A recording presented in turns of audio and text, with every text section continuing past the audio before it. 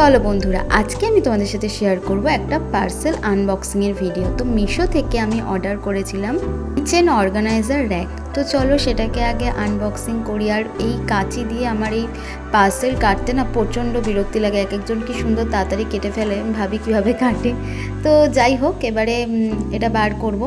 প্যাকেজিংটা আমার খুব ভালো লেগেছে, যেটা হচ্ছে পুরো সুন্দর করে এটা প্যাক করে দিয়েছে। আর যেহেতু এটা প্লাস্টিকের, তাই যে কোনো রকমভাবে যাতে না ভাঙে, তো প্যাকেজিং 10 আউট অফ 10।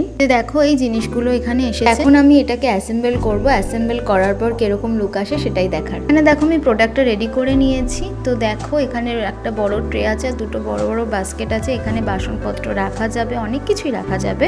তো আমার পার্সোনালি খুব পছন্দ হয়েছে প্রোডাক্টটা।